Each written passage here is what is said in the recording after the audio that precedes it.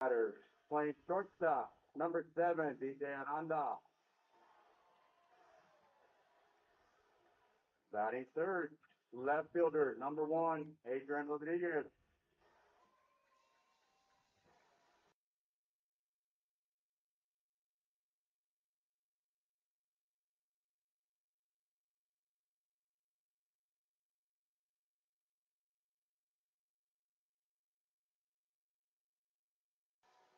Batting sixth, number 13, Adrian Rodriguez. Seventh batter and catching, number 15, Kayla Salinas. Ninth batter, right fielder, number second, eighth batter, second.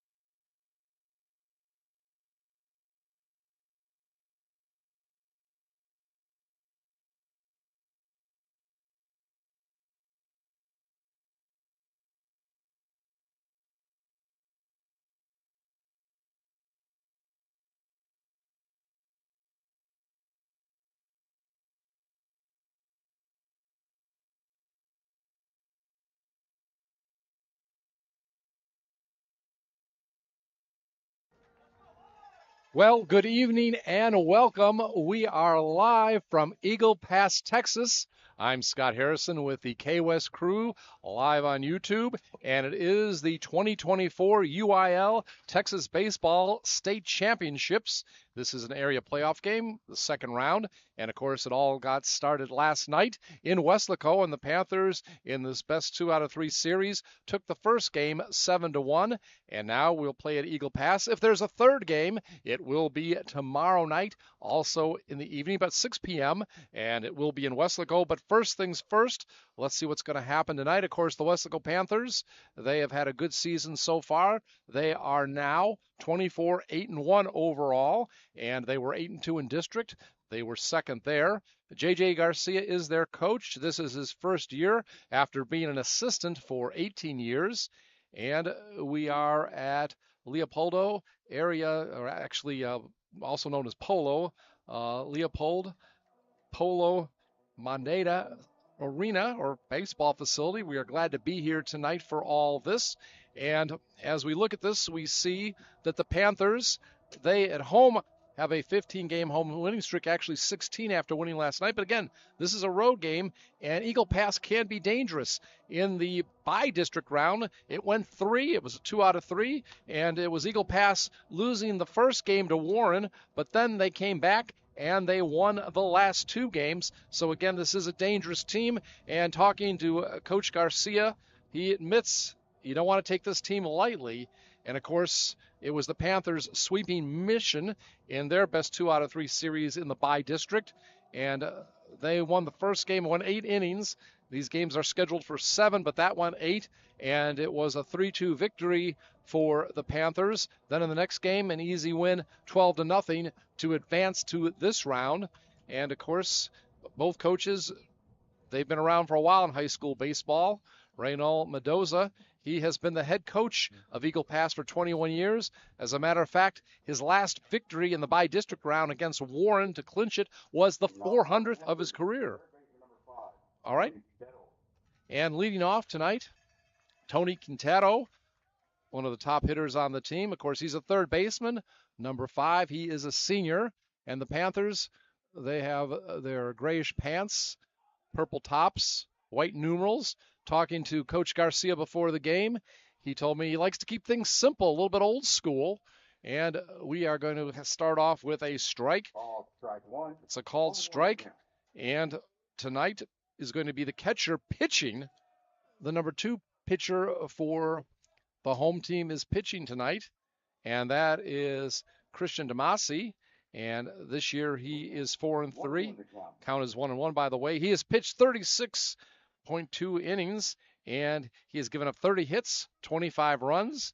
Also, he has an ERA of 2.48. And the first hit of the game comes right there. It's over the third baseman into left field. So very quickly, we have a runner on base, Tony Quintero.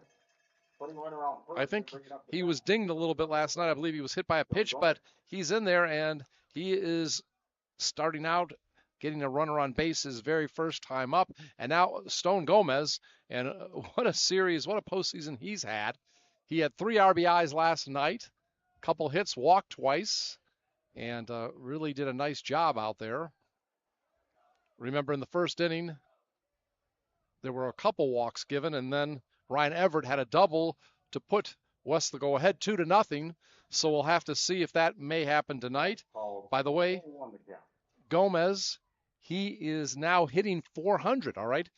Going into the game last night, he was hitting 386, but he has improved his average to 400.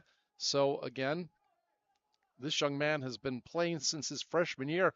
Talked with his dad a little bit beforehand, and I said, you know, every game he has been strong except the first game in the playoffs against Mission. He went, I guess, 0 for 4, and his father told me, yeah, he heard about that.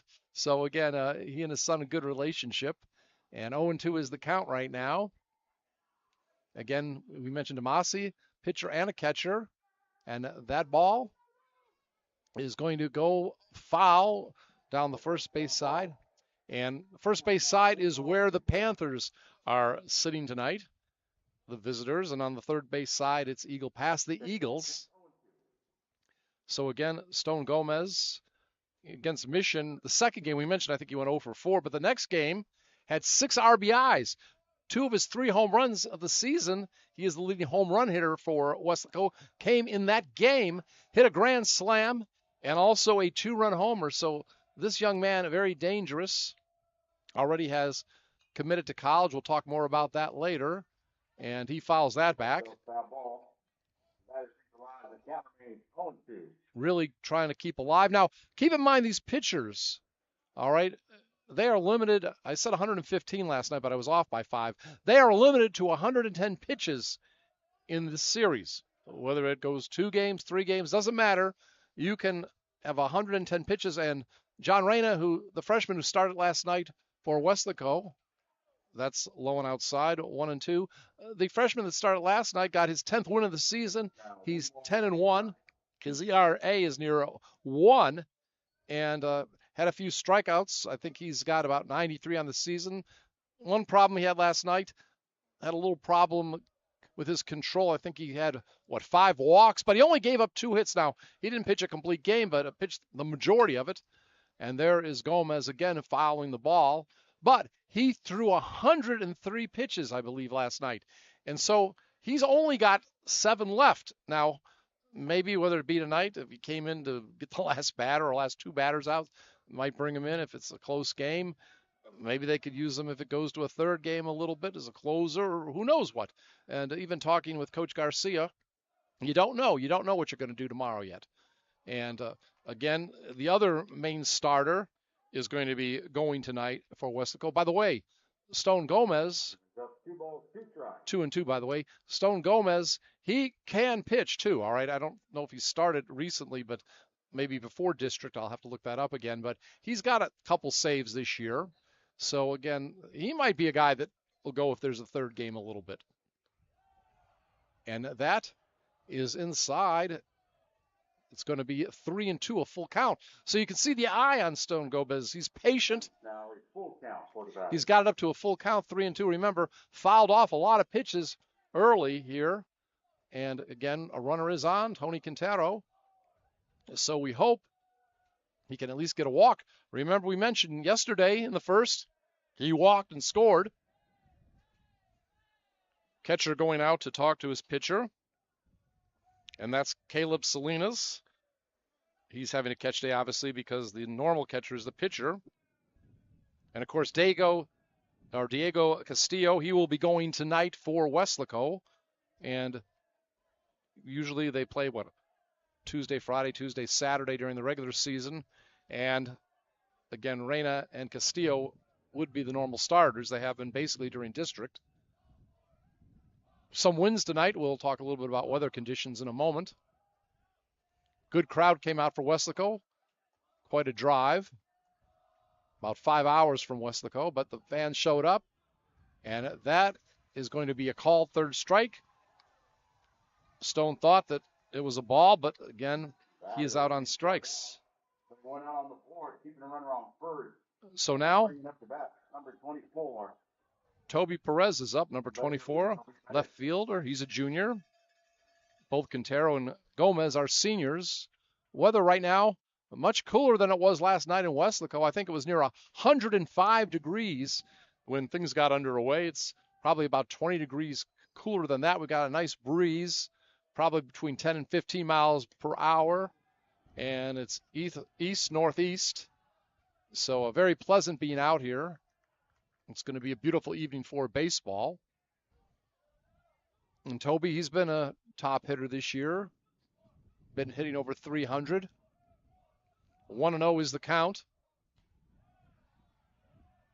Going to be another strike. So, or actually it's 1-1, I should say. So again, we are glad that everybody's out again tonight, everybody that's made it. And we enjoyed that big crowd last night at Weslaco. Big crowd, considering the weather, the heat.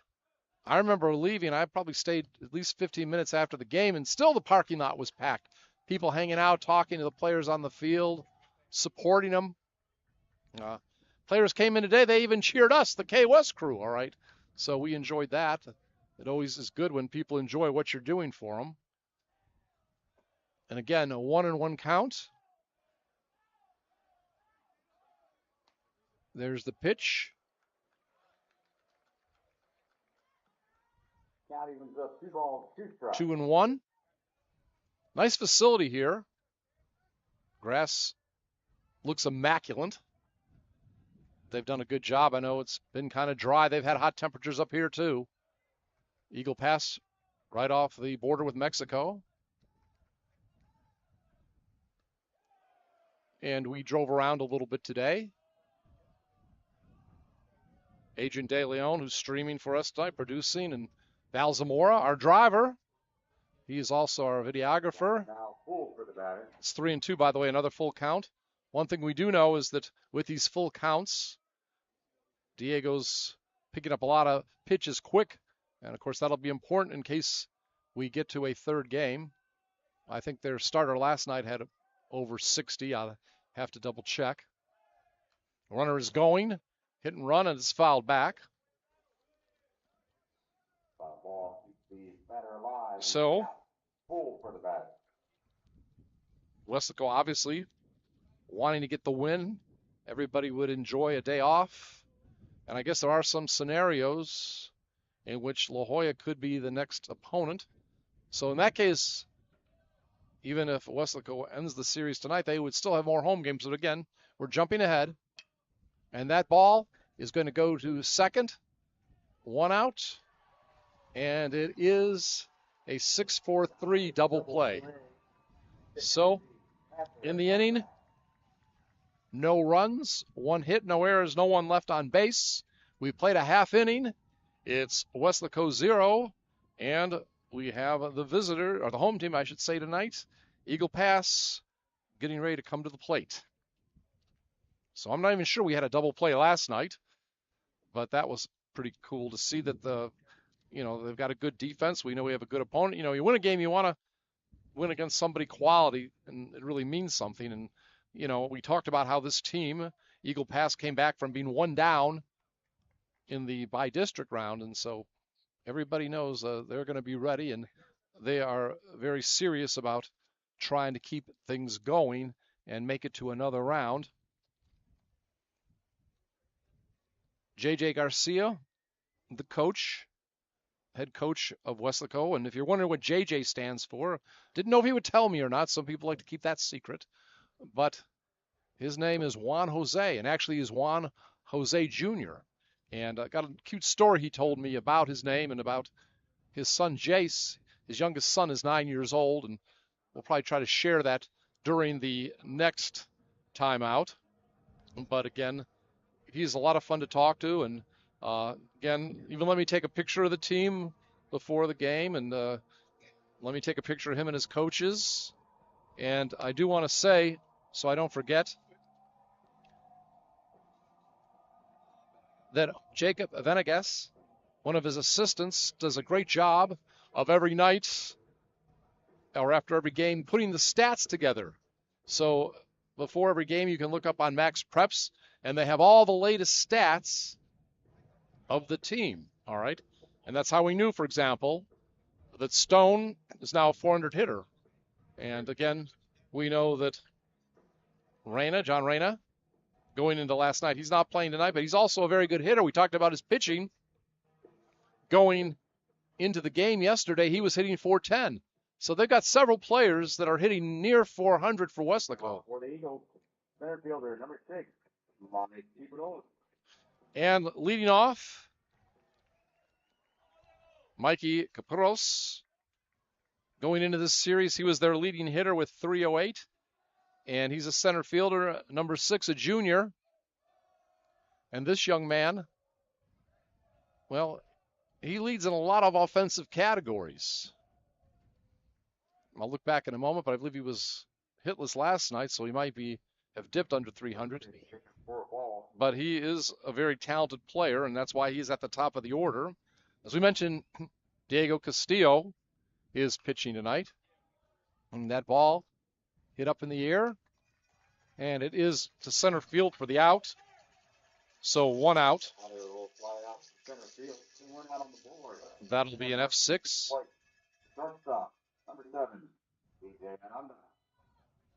And Marcos Aratia is a center field tonight. The usual center fielder, a little banged up, I believe. But he is available, I hope, for duty if we need him. We're talking about Ringo. And that is going to be a ground ball to second, and that's going to be a 4-3. So 2 quick outs. That was DJ Aranda, by the way, freshman, shortstop number 7. Now it's the left fielder, number 1, junior, Adrian Rodriguez.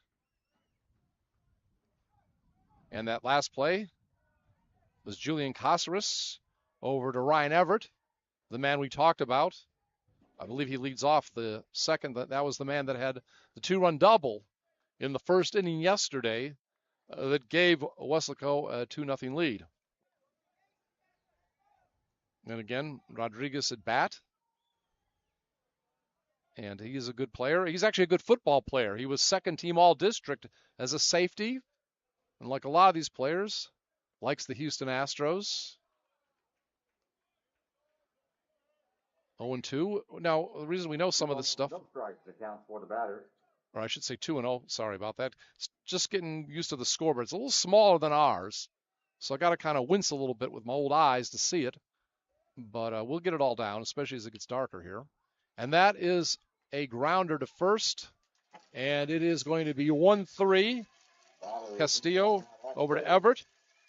So, in the bottom of the first, no runs, no hits, no errors, nobody left.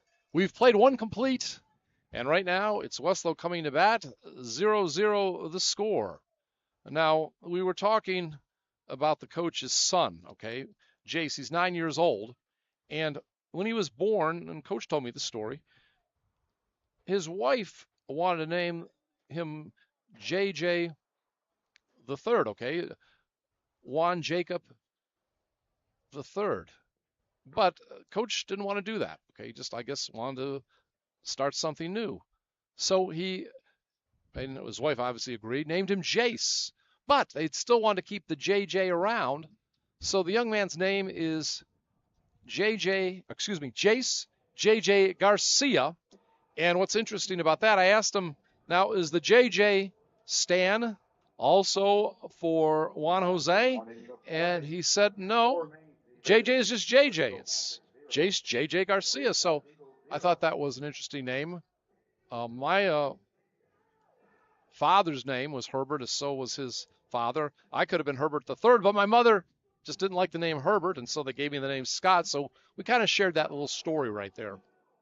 And we are getting ready in just a moment for the bottom of the second. Ryan Everett will be up. Gael Varial will also be here. And the young man that's playing center field tonight, Marcos Aratia, will also be batting in this inning. Ringo Perez, we heard that he's a little bit banged up. We don't know if he'll be eligible to play tonight, but he is not playing center field, at least starting. We don't know if he can pitch hit or not, but we'll have to wait and see. And here comes Everett. And this man, of course, a very good player. Came into this series hitting .368. And he was second in RBIs, tied with Toby Perez. Each had 23. Obviously, he added a couple more. He has 25 now. I believe he is second in RBIs on the team to Stone Gomez, who has a total of 29. 0-1 the count on the foul ball. A windy night. Got to hold the papers down. All my notes, but feels good out here. We're actually sitting outside behind home plate, enjoying the breeze. We've enjoyed the hospitality here at Eagle Pass. First time here for a ball game, only the second time I've ever visited. And that is going to be outside.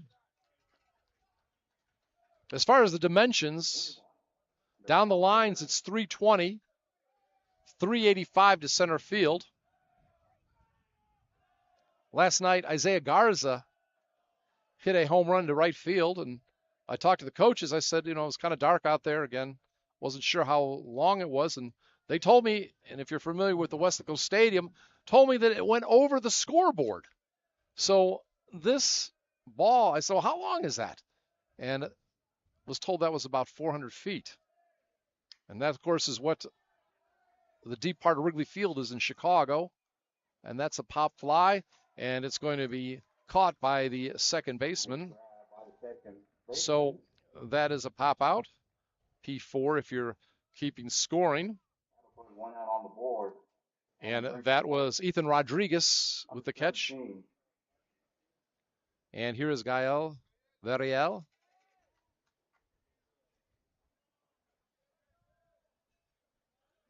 Again, we appreciate everybody tuning in this afternoon.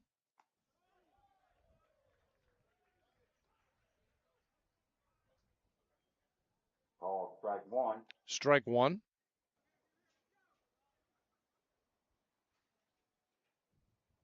Next pitch outside. 1-1 the count for the back. Varial, he's also close to being a 400 hitter. Began the series at 390. That's up the foul ball. Count turns to 1 ball, 2 strikes. 1-2 the count. Right near the highway. As we look out there, it almost looks like if you hit a home run, you'd hit one of the big semi-trucks that are going by. Tractor trailer trucks, but it's a mirage. They're farther out than it looks. That's going to be a drop third strike, but it'll be out. Out number 2 will be made at first. 2-3. So that'll be the second out. And that'll bring up Marcos Aratio. He's a center fielder, number 15. Got some cowbells here even tonight, I hear, in the background, courtesy of the Weslaco fans.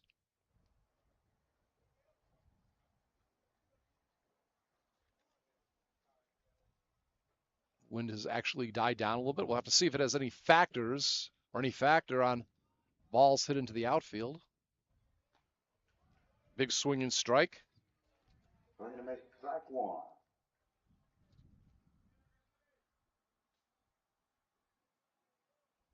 Our current battler, a senior. He can also pitch. Call strike two. 0-2 the count. 0-2 is the count. Quintero, so far, only hit of the game for either team. That was the leadoff batter in the game. Now turns to 1-2 strike. I know we had a lot of people tune in last night to KWES. Watch this. Also, big victory for the girls softball team. We'll talk about that in a moment. And that ball back to the pitcher. And it is going to be a 1-3 putout. So in the top of the second, no runs, no hits, no errors, no one left on base. We played 1.5 and no score in the area playoff game between Weslaco and Eagle Pass here at Eagle Pass. This is a KWES production. And we're talking about the young ladies. They played last night at home, started a little bit later because of the hot weather at 8 o'clock. And not a lot of hitting. I don't think Weslaco had more than a couple of hits. I know Lola had one, and Lola Reyes. And, of course, that is Kat Reyes' younger sister. We'll talk about Kat some more. I did send her a message on Facebook. She got back to me. She, of course, at McLennan. She is pitching over there and also playing shortstop for that team, which is number 1 in the nation in junior college ball, going to the College World Series. But, again, getting back to Lola, she told me last night that her sister had one of the 2 hits for Weslaco and also scored the only run. I think that was in the 5th inning, bottom of the 5th. So, again, Lola Reyes, we congratulate you on another fine effort and helping the Weslaco women in their best-of-3 series against La Jolla take a 1-0 lead. Tonight, they'll play game number 2. And, again, we wish them the best of luck. We'll see if we can get you some updates later on. So both Weslaco teams doing well. The young ladies in their 3rd round. And actually, I made a mistake here. They're at home tonight. I apologize. Weslaco at home. They played on the road last night. So actually, that run would have been at the top of the 5th. Trying to keep all these games straight, but we're doing the best we can. So they're at home tonight, and they'll be on the road, I guess, tomorrow, if there is a deciding game.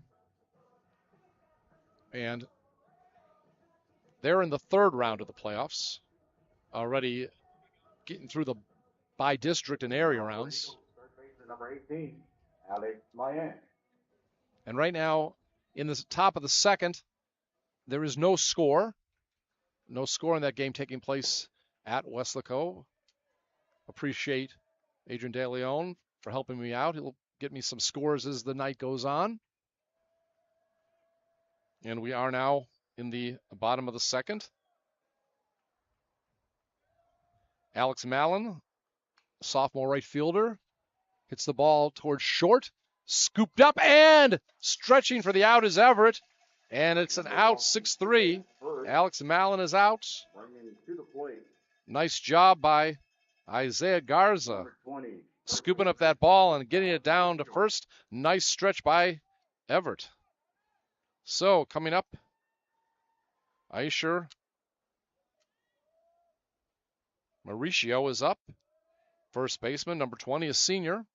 His brother also plays for the team. Got in last night, too. Both of them had an opportunity to play.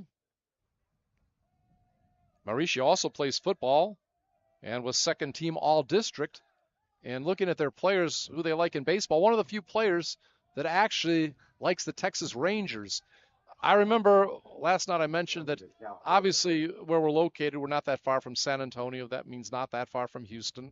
So a lot of the players are Astros fans, but I was surprised how a lot of the players for the Eagles actually like, guess who? The Los Angeles Dodgers. And that's kind of interesting. I was talking to the guys as we were driving over here. By the way, 2-1 the count. If you travel across the state of Texas, it's about 854 miles when you enter from the Louisiana border. That's around Orange, Texas. 854 miles across to El Paso. All right. It's closer for El Paso people to go to Los Angeles than it is to Orange, Texas. Los Angeles is only 700 miles away, where if you were equating that to terms from where we live down near Weslaco or me and McAllen, it's about 700 miles to New Orleans. So there's a little geography lesson, right? I guess we have student athletes here, so a little geography lesson. All right. So Diego Castillo doing a nice job so far. First walk, though.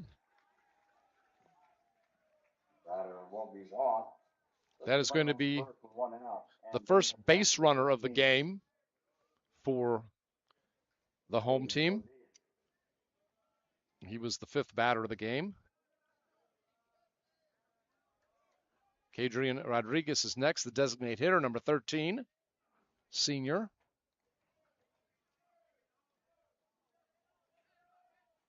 Walks were a little bit of a problem. We mentioned last night, Perena had about 5 of them, but only gave up 2 hits. Well, I should say the pitching staff did. So did not throw a complete game, but the pitching staff only gave up 2 hits last night. So something to be said for Weslaco. Talking to the head coach, and that ball will go to short, and it might be a double play. Yes, 6-4-3. So both teams have double plays. There was a double play to end the first inning with a runner on, obviously. Remember, Quintero had that single, and now after Mauricio walks, a double play wipes him out. So in the inning, no runs, no hits, no errors, and with a double play, none left on base. We've played 2 complete, and no score between Weslaco and also Eagle Pass. And again, talking with their coach, we said last night with Reyna, he only had 2 hits. Reyna, of course, a freshman. He's been looking good all year. He's 10-1, ERA near 1. We said, what was the key? Was Reyna and the reliever who came in just that good? Or did your team just not have one of those nights, just really off hitting? I don't know, the heat, whatever. Road game, long trip. They did take batting practice. We're talking about Eagle Pass before the game. They went over to Weslaco East and had some batting practice, so it wasn't like they didn't try to warm up, excuse the pun, since it was like about 108 yesterday in the Valley. But he said, no, it was a combination of both. Combination of Reyna, who did a very nice job, and our team just was off yesterday. So obviously, they're used to this. I don't want to sound like a broken record, but remember, against Warren, they lost the first game and then won the next 2. So they definitely have the ability to come back. They've been through this road before. And we're looking up, and one thing that we do enjoy seeing is that a lot of the families bring cutouts of the player's head, a big cutout that they can hold up. And as a matter of fact, had a nice talk with Luis Lopez and his family. He saw some playing time yesterday. He also does some relief work from time to time. And I said, looking at the stats, not that many saves this year for Weslaco. I said, I think Stone Gomez has 2, and Lopez has the other one. Number 9, Diego Castillo. Diego Castillo now coming to the plate. See what he can do. Of course, he plays, I believe, second? And here is the pitch.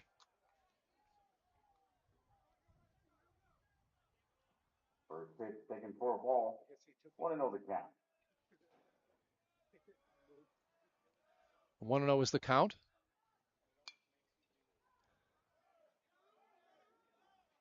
Fouls that one off.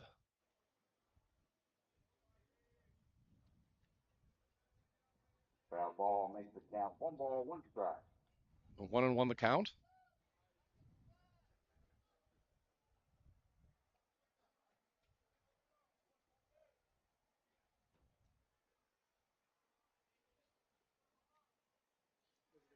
A lot of the pitchers are also good hitters. We talked about Reyna. He came into the series hitting about 400. Castillo, he came in hitting 269. But he's had some extra base hits.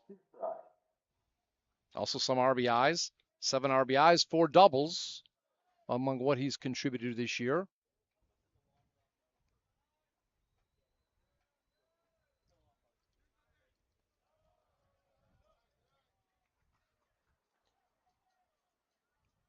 Two and 2 the count. Count's not even. 2 balls, 2 strikes.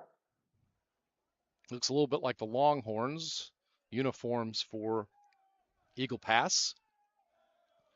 White pants, burnt orange jerseys. Full count. Count for full. Full count. We'll see if another walk is issued.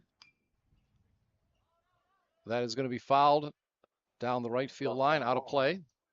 Count full for the batter. So far in this game, 2 strikeouts for DeMessi.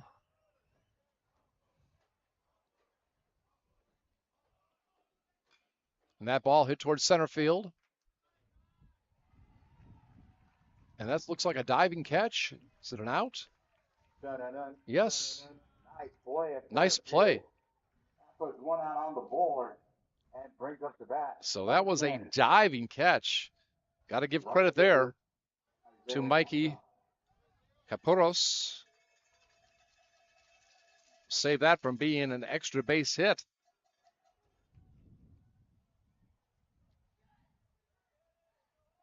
And now to the plate, Isaiah Garza. And he will hit it. First baseman dives for it. Can't get it over there. I believe that will be a single. So Garza, I believe, has hits in his last 2 at-bats. Remember, yesterday he had that home run late in the game. It is ruled a single. 1 out. So a man on first, Isaiah Garza with 1 out. Second baseman, Julian Cáceres. And it is Julian Cáceres, senior second baseman, number 4, coming to the plate. Again, remember it was later in the game, even though they got the 2 runs early. Weslaco, it was the later innings when they, I think starting in the 4th, where they picked up the other 5 in the 7-1 victory yesterday. Catcher running for the ball, dives, can't quite get it, but nice effort. Right near where we're broadcasting from. Foul ball makes it count 0-1 for the batter. That was Caleb Salinas. 0-1. Again, the first 2 games in this series started at 7. Should there be a 3rd game, note it will be an hour earlier. It'll be in Weslaco at 6 tomorrow, but that's only if Weslaco loses. And that'll be winner take all to advance in the UIL state playoffs. That's popped up. Shortstop goes back and gets it. And again, on that play, we saw Cáceres very upset with himself. But that will be a pop out, P6. Out number 2 will be made by the shortstop. The runner remains on third and up the bat at number 5. Third baseman, Tony Quintero. Tony Quintero now back to the top of the order.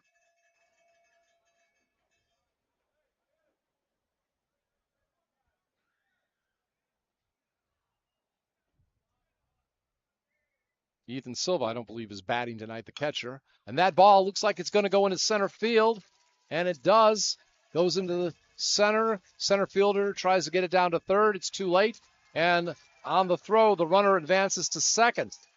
So Quintero, we'll see what they eventually give him. Maybe it's a single and he got to second on the throw. But the main thing is now you've got runners at second and third. You've got both runners in scoring position. And if you wanted anybody up right now, it would be Stone Gomez. Remember, he struck out last time, but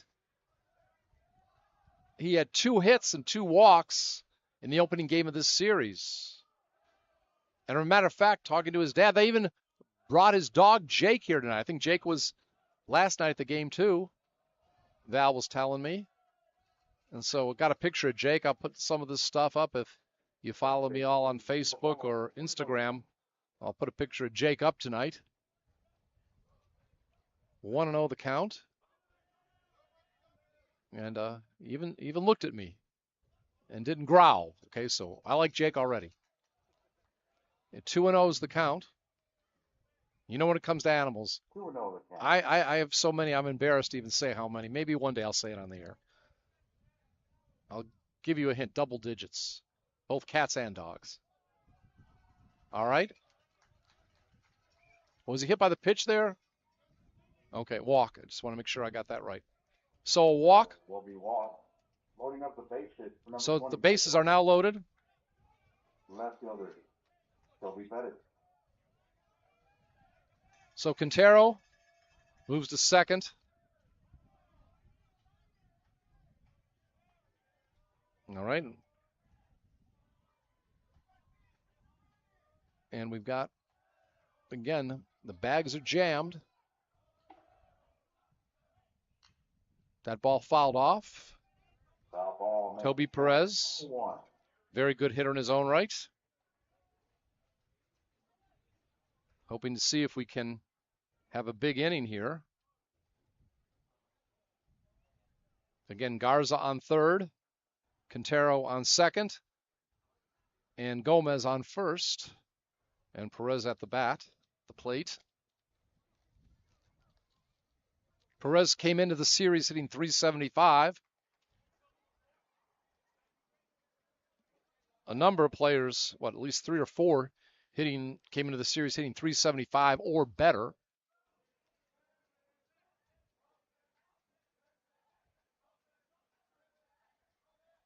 Like to see this big inning. It's off the pitcher, goes to the second baseman, and there he gets him out. Force play. So it is going to be a force play at second by the shortstop to end the inning. And what looked good is over, but maybe it's a sign of things to come. So in the inning, we had no runs. I believe we had 1 hit, no errors, and 3 left on base.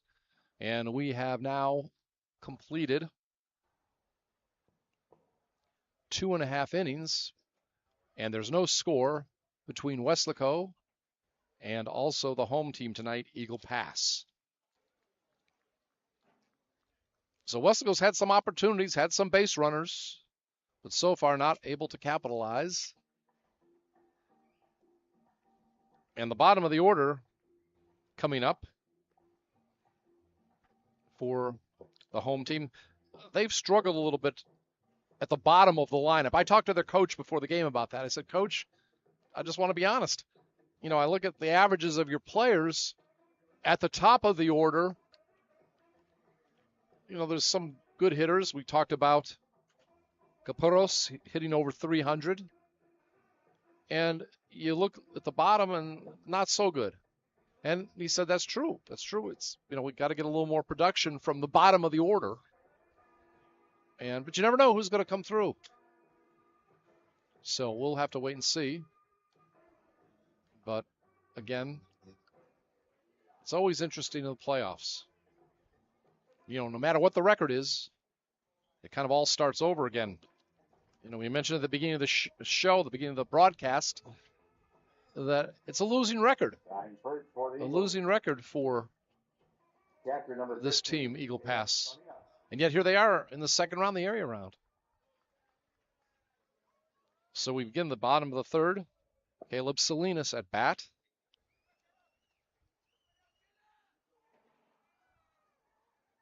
And he is number 15, a sophomore.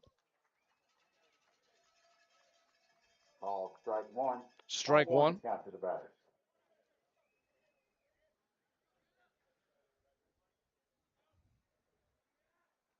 And I saw his size when he tried to catch that foul ball, and I said, this young man probably plays football and may play it well. And I did look up some stuff about him. He was an all-district inside linebacker, all right? So, again, and he wants to also attend the University of Texas. And in his bio, he even lists who his favorite artist is, okay? And actually, the guy he likes, I know, goes to a lot of basketball games. I think is a Canadian, likes sports. We're talking about Drake. Obviously, a lot of hits by that guy. I actually saw him once at Jazz Fest in New Orleans. Did a nice job. But that's a little insight on him. Right now, 2-2 is the count. And be honest, you know, as we were coming here today, I said, gosh, maybe I should bring suntan lotion for the early parts of this game. Obviously, the sun going down now, but it's just been perfect weather out here. Just such an enjoyable night to be sitting outside broadcasting a game. Diego Castillo still pitching. I'm sure they'd like to get a complete game, obviously a win out of him. But they'll do what they have to do. They've got several people that can come in. Count remains 2 balls, 2 strikes. Still 2-2.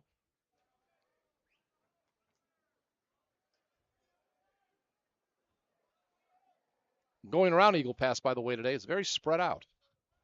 A lot of businesses here, all different types. Big community. And that is going to be a swinging strikeout. We're going to make strike 3, puts 1 out on the board, and brings up the bat. And I believe that is Castillo's first strikeout of the game. Coming up, the second baseman, number 12, Ethan Rodriguez, a junior.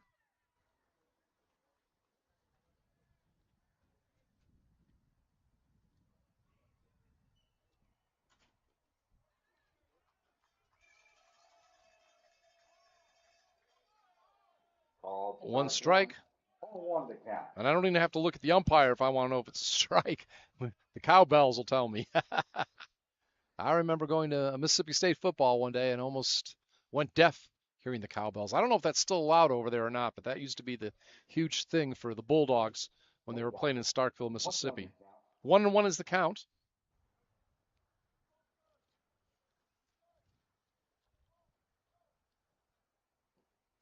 Everybody enjoying a Friday night of baseball.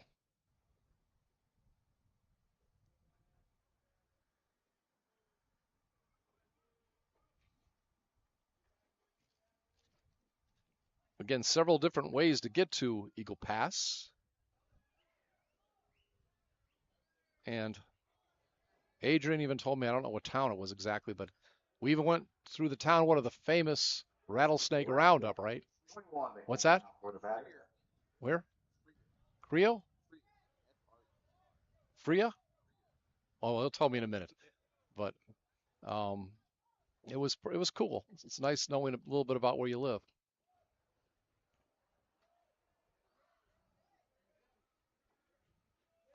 All right, here's the pitch, and that is going to be lined into center field.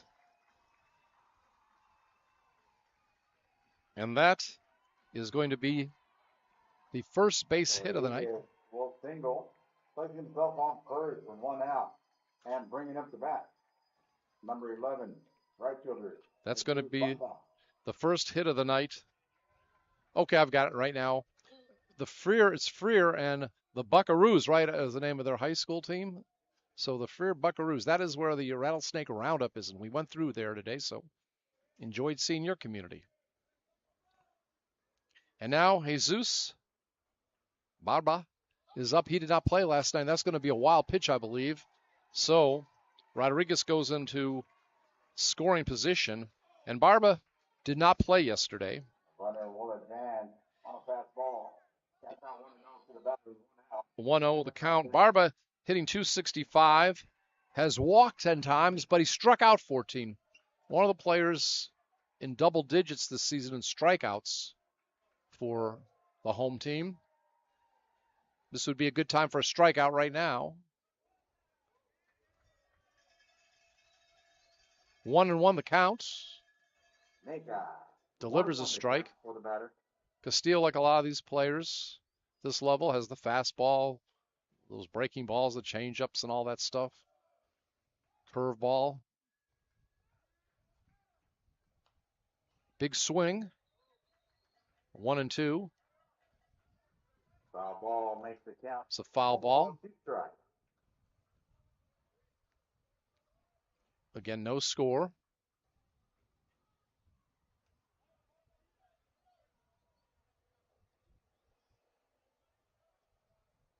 Frank's not here tonight. When I'm at home games, he gives us the pitch count after every inning, so we won't probably know that till after the game, how many pitches Castillo has. But if we go back tomorrow and have a game, Frank will be there, and he'll give them to me. And that ball goes to short. And across the field it goes. The call is safe at third. Fly ball single. 1 out. And that's going to be a single. Scoring position. To the plate. Number 6. Center field. Mike Rowe. So Demessi, I believe, is not batting tonight. The pitcher. And we go back to the top of the order. Capuros. So back-to-back singles by Rodriguez and Barba. Have runners at first and third. And as we mentioned last night,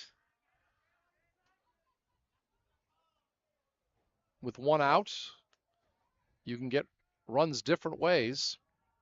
Sacrifice fly, grounder.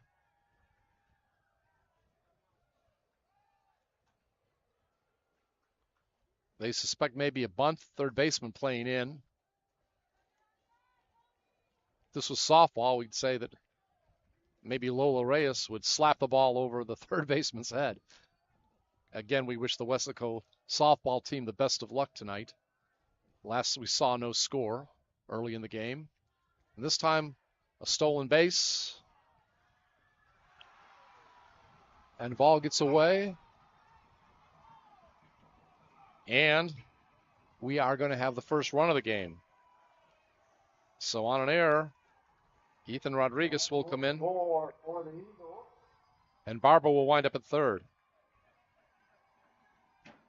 So Eagles take a 1-0 lead here in the third inning.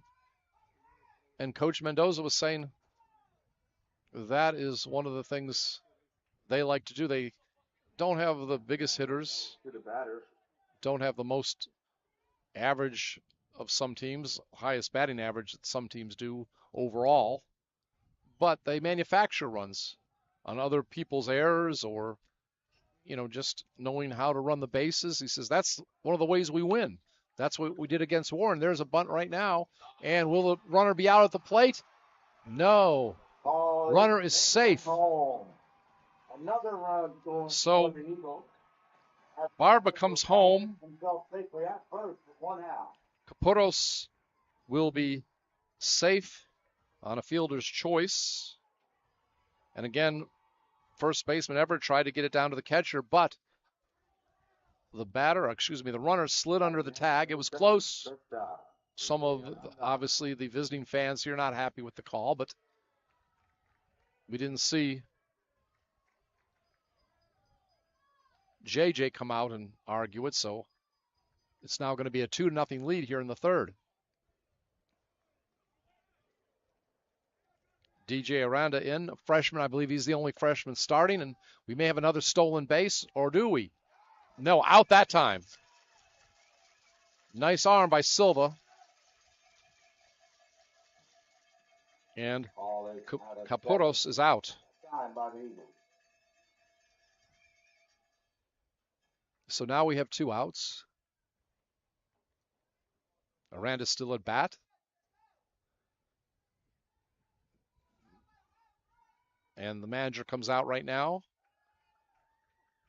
for the Eagles has some words with the ump.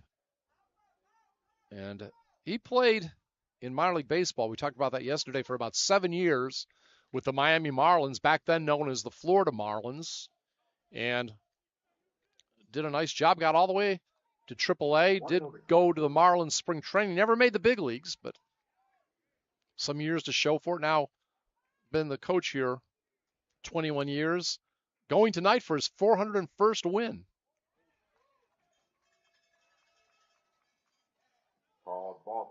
Ball two. 2-0 the count right now to Aranda. And he's considered one of the leaders on the team, even though he's a freshman, I believe. That's what their coach told me. We did a little discussion last week before the game. Before the game started, Aranda tries to bunt, fouls it back. A little more bunting in this game. Again, looks like he's trying to manufacture runs like we talked about. Not necessarily trying to go toe-to-toe with Weslaco. Get what they can, nibble away. And so far, it's been successful. And that's a big swinging strike. Looking to make strike two. Count's now even 2 balls, 2 strikes. Couple hits, an error. They've all contributed now to that 2-0 lead.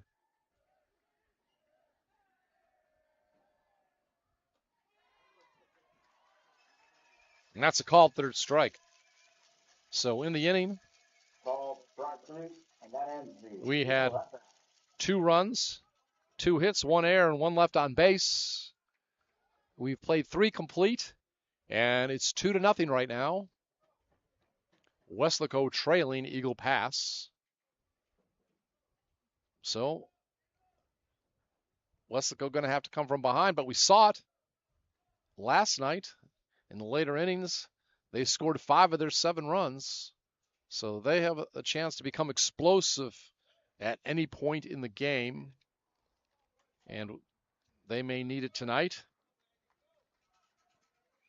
Eagle Pass, obviously, as we mentioned earlier, they know that they can come back from a deficit, as they did earlier in this season, or in this postseason against Warren. What the Eagles did, they lost to Warren in the opener of the bi-district, 2-0, and then they won a couple close games. All right, they beat Warren 7-6, and then beat them 5-4. And looking at the seeding, I would assume that the first and third game were at Warren. I don't know that for sure, but Warren, I believe, had the better record. So Eagles looks like they can win on the road, win close games, and that always makes a team dangerous.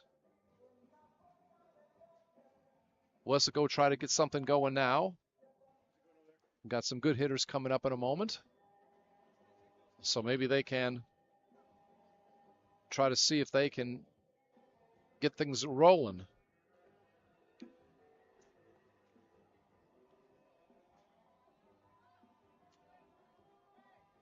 Getting ready to come to the plate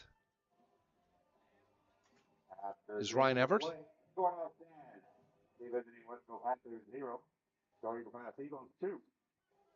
Number 18, he's first baseman, senior. We talked about how he had knocked in 2 runs on a double last night. See if he can get things started. That was almost some chin music there, not intentional, but got away from the pitcher. Actually, looks like maybe it did hit him, yes. So it did hit him. And that's a good way to start things off. You hate to see anybody get hit by a pitch, but again, you want to generate runs.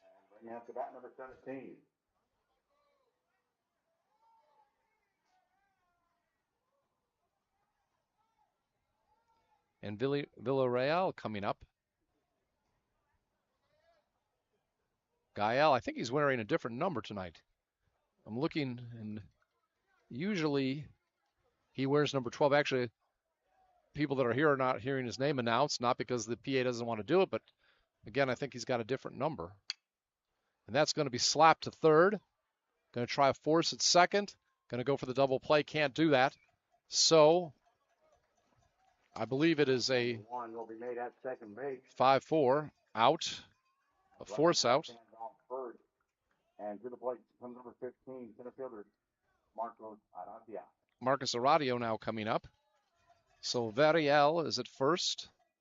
Everett rubbed out on the force. Variel on fielder's choice. And Aratia, Marcos Aradia, the center fielder, up again. Playing for Ringo tonight, who I believe is a little banged up. And that ball slapped down toward third. And it is foul. One thing about Weslaco, they have some pretty good depth on this squad. And that's helpful.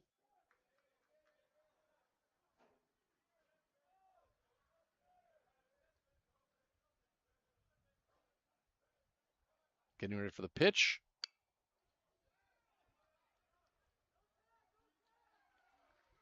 And it is going to be an out to right field. On the board. Keep the runner on first. So the runner will stay on first. Number 9. Fly out to right fielder. Diego Castillo now up. Capuros making that last out with the catch. And Castillo up. He flew out to center his first time at the plate tonight. And that's going to be fouled back. And that's one of the reasons why they have nets around the field nowadays. Those foul balls can come back pretty hard. But over the years, a lot of work done to make fans safer, and that includes here where there's nets the length of the seating area. All the seats elevated in this stadium. Stolen base attempt. And it looks like the runner is in. Throw off the mark. So, stolen base. 1-1 now to count for the batter. By Variel. Now on second with 2 outs. 2 outs. And again, Castillo batting, but a runner in scoring position. Got to start somewhere. Still plenty of time, bottom of the 4th. Of course, Weslaco, the road team. That's high. A little wildness tonight by Christian Damasi. Yeah, 21 now to count for the batter. 2-1 the count.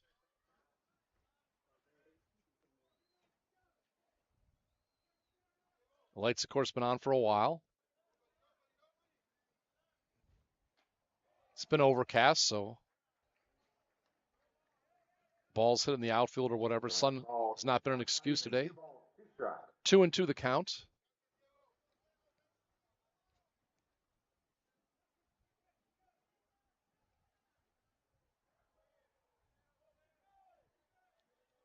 If Weslaco wins tonight, we will get some post-game interviews that will be aired later on KWES. And that is going to be a fly ball. And it is going to be in left field. And it is going to be an out. So in the inning, we had no runs, no hits, so 1 hit batsman and 1 left on base. We have played 3.5, and it's 2-0. Eagle Pass in the lead over Weslaco in the area round of the UIL Texas State Championship Baseball Playoffs. I mentioned got in touch with Kat today, Katia Reyes, star player for the women's softball team, now been at McLennan for a couple years playing softball. Going to be going to San Antonio next year, UTSA. She pitches and plays shortstop, and she won a lot of awards. First team all-conference, best pitcher, best player. And I talked about with her, when is the team playing in the Junior College World Series, which is going to be in Oxford, Alabama. And she said that is going to be, their first game is going to be on the 21st of the month, okay, 21st of May. They don't know their opponent yet. I guess they get a bye because McLennan, I know they've won over 50 games. They've only lost about a game or two all year. McLennan is the #1 junior college women's softball team in the country. They're located in the Waco area. And again, Kat Reyes in her second year with them. How time flies. It just seems like yesterday I was doing her games. And I did ask her. When I was broadcasting some of the games, I always called her Kat. Katia is her name. And I said, do you mind being called Kat? She says, I don't really mind which name you use. I'm called both. So at least I never offended her when I called her Kat. But anyhow, we wish her and McLennan the best of luck in the Women's Junior College World Series. Again, their first game going to be May 21st. Don't know the exact day of the week right now. I'll look that up later. But it will be in Oxford, Alabama. Not Oxford, Mississippi. That's where Ole Miss plays. Oxford, Alabama is like between Tuscaloosa, where the Crimson Tide play, and Birmingham. And I'm not sure. I think those two cities are about an hour away from each other. But if you're familiar with Alabama, you know where that is. #1, left fielder, Adrian Rodriguez. Adrian Rodriguez now stepping to the plate. He is grounded out in this game. I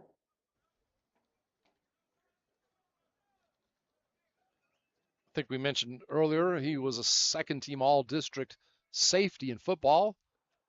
A lot of these guys, multi-sport athletes. I know Joseph Bonda, who comes in as a courtesy runner for Weslaco. He played in the defensive backfield. Very speedy guy for Weslaco. He's one of the football players. I have to think if there's any more right now on Weslaco on the baseball team, but he definitely played football. 2-0 the count. 2-0 the count now for the batting. And again, bottom of the fourth inning, scheduled 7-inning game.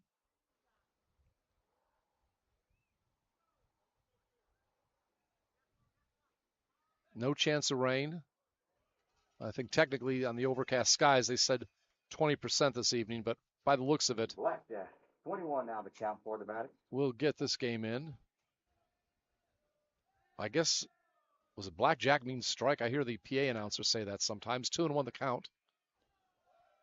All right. Oh, I get it. 21. Yeah, we are in a casino town. So, and wouldn't it be Adrian, my streamer, that knows what 21 means? All right. And but that's blackjack if you hit 21, right, in cards. And so when the count's 2-1, that's creative. That is what the PA announcer says. So you learn something every day. Everybody's got their own style and creativity. And that's going to be a walk. So leading off the inning, Rodriguez walks. Yes, there is a casino in this town. I've never been in it, but did drive by it once during the COVID era. Not a gambler, but sometimes casinos do have some good food, some buffets. I used to live in Biloxi, where I worked as a news and sportscaster, so got to sample a few of those buffets many years ago. All right. Umpires having a discussion right now.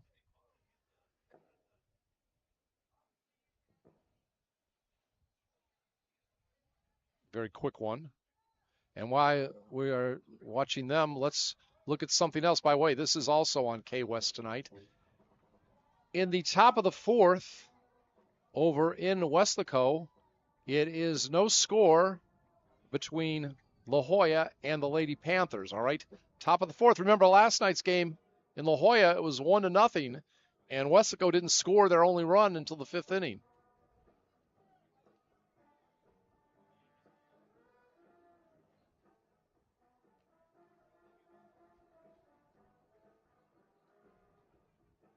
And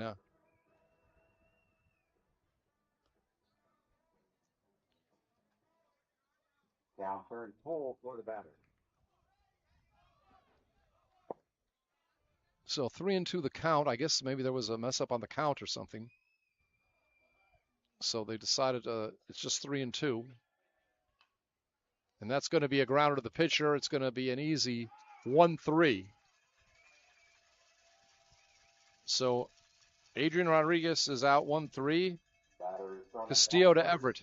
One out on the board and bringing to the plate third baseman number 18, Alex Mayan. And the third baseman now coming to bat.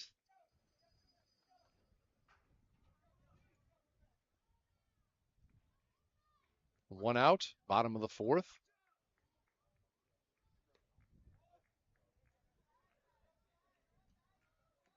First base taking for a ball. 1-0 the count for the batter. Glad everybody joining us tonight. We enjoyed everybody that tuned in last night to KWES via YouTube. It was a close game for quite a bit last night. Looks like it's going to be that way again tonight. So far, though, not in Weslaco's favor. That ball hit toward left field. And it's caught. Nice job there. And deep left field.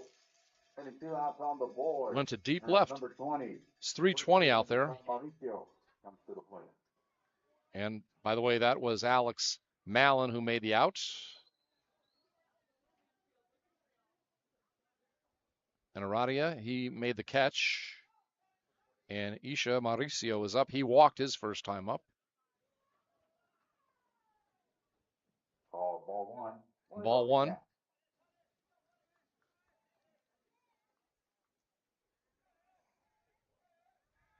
Uziel, his brother, also on the team, number 9. Got in last night.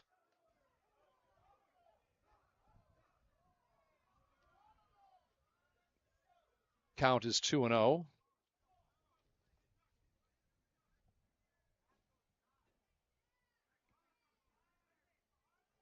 Castillo all the way so far, 2-1 on the big swing. We're going to make the count 2 balls, 1 strike.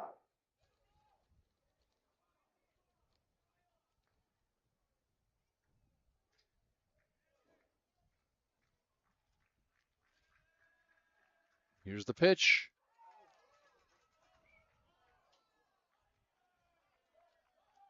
Three and one. 3 balls, 1 Just strike. missed. Both Mauricio brothers, by the way, play football.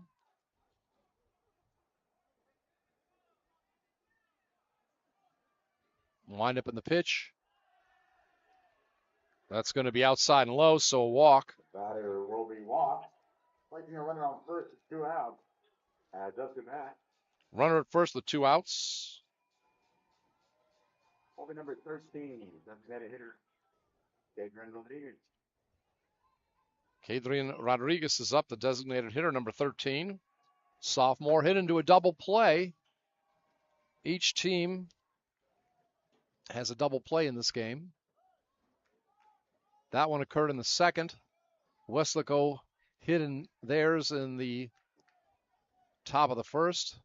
Both double plays ended innings. Double plays, sometimes, besides a strikeout, the pitcher's best friend. Ball strike 1. 1-1 to count. Again, Mauricio at first. Rodriguez up.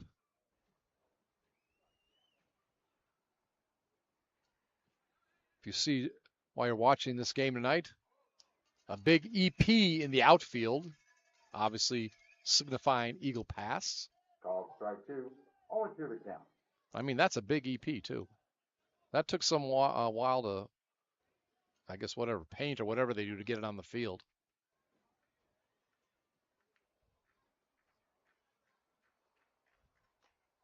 Big swing, and that is going to be a strikeout. Batter goes down swinging. And that will be the third strikeout of the game for Castillo. He's also walked a couple. So, no runs, no hits, no error, 1 walk, 1 left on base. We've played 4 complete. We're at Eagle Pass. This is the area round of the playoffs. And it right now is a lead for Eagle Pass, 2-0. as Weslaco comes up to bat.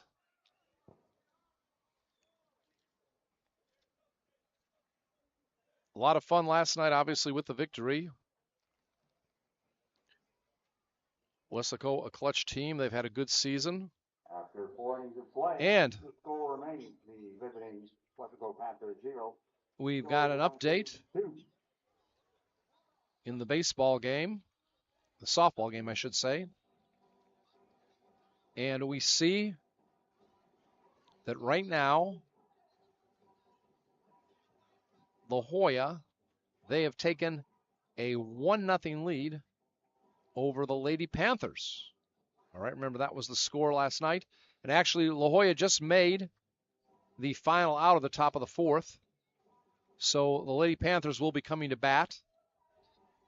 They are playing over at Weslaco. If you're in that area and you want to stop by, still a few innings of baseball left. If not, and you want to go back and forth, Joe Aguilera and also Mike Gonzalez doing that broadcast. So we see both Weslaco teams in the mid-innings are going to have to come from behind tonight. And it can be done. The Weslaco ladies have had a great year. I think they might have been undefeated in district. Like 10-0? So they've had a very good year. We mentioned how Weslaco, even if they lose tonight, keep in mind they have not lost. The boys have not lost a game this year at home. They are 16-0 going back to last season. So we now will go to the top of the fifth. Isaiah Garza, the young man who hit a 400-foot home run to right field last night, comes to the plate. And he will bunt, and that ball will go foul. For a moment, it looked like he was going to get a bunt single. Laid it down pretty good, but by the time it got to third, the bag rolled out of bounds. Foul territory. So a little more bunting we're seeing tonight, a little more effort to create runs. And Val Zamora made a good point about the wind. If we do go to a third game, I'll definitely talk with the head coaches tomorrow about if the wind played any strategy on the type of game tonight, like not swinging for the fences. 1-1 is the count right now.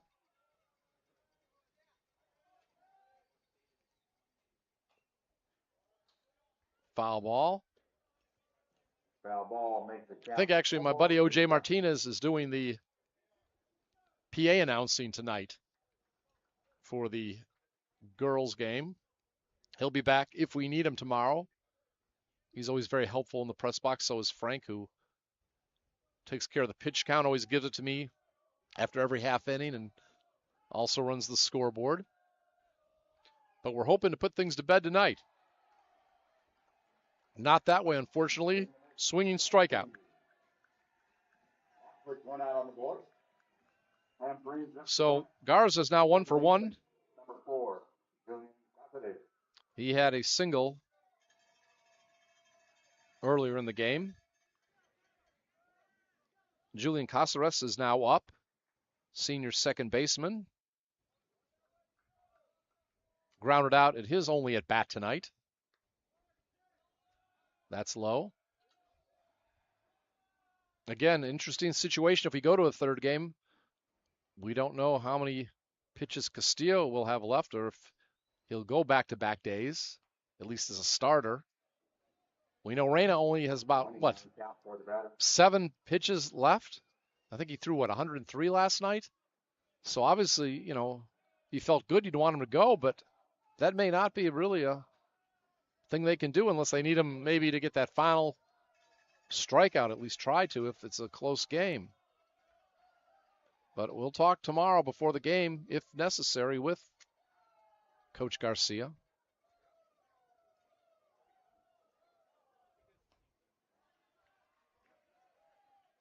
Count is 3-0. Right. Now it's 3-1.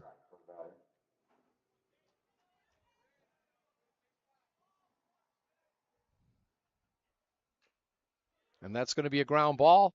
Pitcher has it. Going to make the throw to first. Easy out.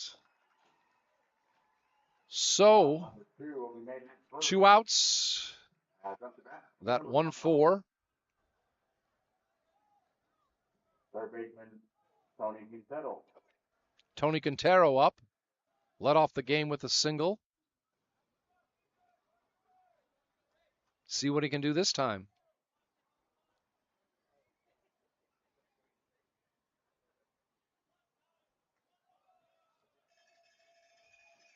Looks like he may have gotten hit by that pitch. So, for the third time tonight, he'll be on base. Batter will be hit by a pitch. Stone Gomez now up. And bringing up the bat, number 1, shortstop, Stone Gomez. Hitting just below 400 now as he struck out and also walked in this game.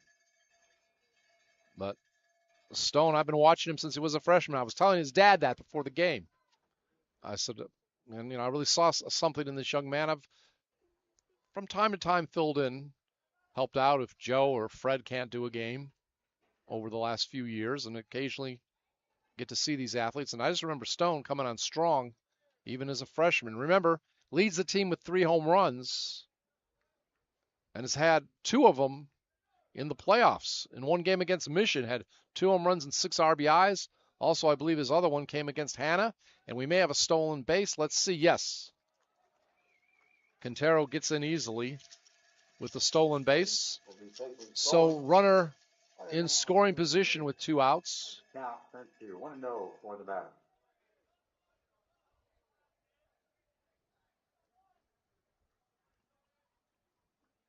Gomez already has committed to college.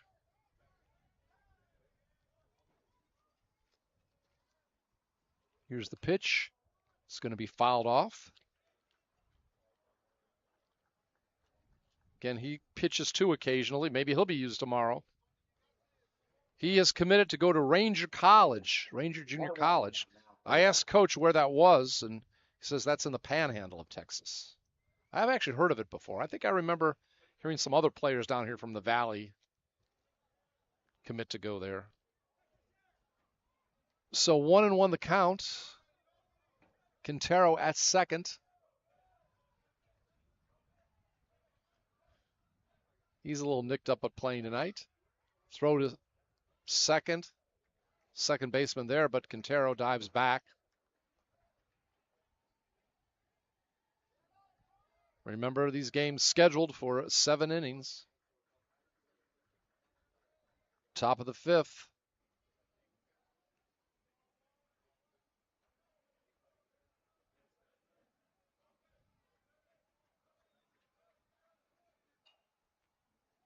Foul ball.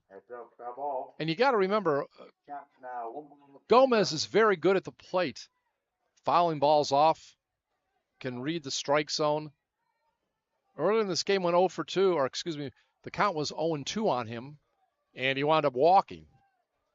So he has that ability. He's a veteran, played a lot of games in his high school career.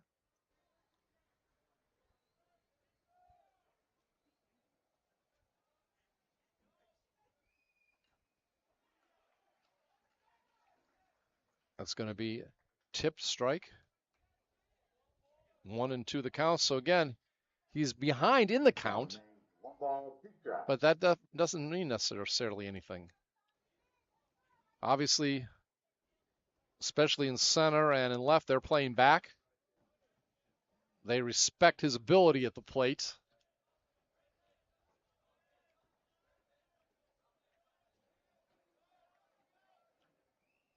Here's the pitch, and it's going to be a grounder to short. Should be an easy out, even with the speed of Stone Gomez. 6-3 out. Batter will be thrown out at first. So, in this half inning, we had no runs, no hits. 1 runner left on base, Quintero, who was hit by the pitch. And we now have played 4.5, and it is 2-0. Eagle Pass leading Weslaco. This is a KWES production. So Weslaco obviously has a couple more times at bat. 6 more outs to generate a couple runs. Try to get back into things. Women, last we saw, they were down 1-0 going into the bottom of the 4th inning. So it's going to have to be a comeback night for the teams from Weslaco. But either way, the teams will stay alive after tonight because they won their first game in the best of 3 series. Actually, a stolen base just now by Weslaco, and with 2 outs, they have a runner at second, still trailing 1-0. Or actually, I guess it was an out. All right. First, I thought she may have made it. So, again, we've played 4 innings in the girls' game, and it is La Jolla leading Weslaco 1-0. So they also have, several more chances, about 9 more outs to try to get ahead. And they're the home team, the Lady Panthers, so they have a little advantage there. And they're also down by only 1 run, not down by 2 runs. And appreciate Adrian De Leon for, besides his usual duties of streaming the game, also keeping an eye on what's happening with the Lady Panthers tonight. Diego Castillo still there, still going. Not a bad game for him.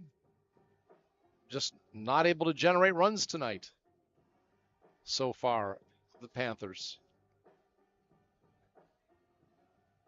And we'll talk this question tomorrow, too, should the score remain with JJ. We'll say, Coach, like we asked their coach, was it the pitching or just a bad night hitting? And I have a feeling he's going to say the same thing as the coach over at Eagle Pass. It was a combination of both. Hitters just couldn't get it together, and the pitcher was sharp. But remember, this is not over yet. Still got a couple more chances, so want to make the most of it.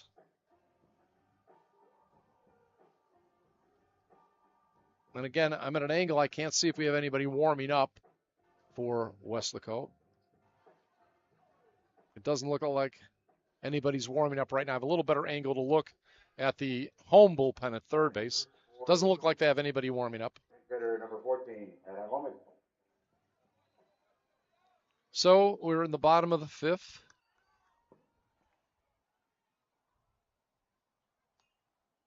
And that ball is fouled off. Ball. On 1 to count for the batter.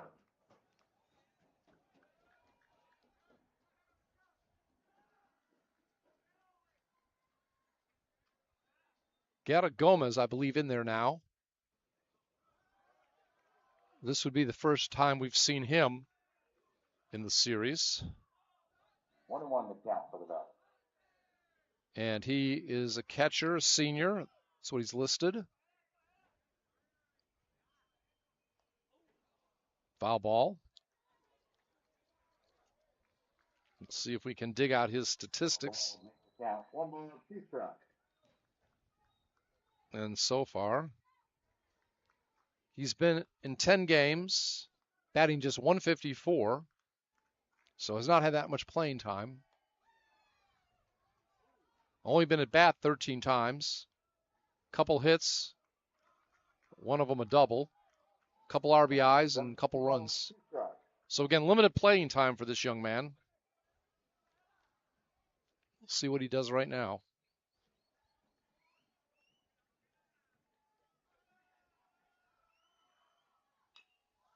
And that ball is going to be topped. Shortstop has it. Gets to first.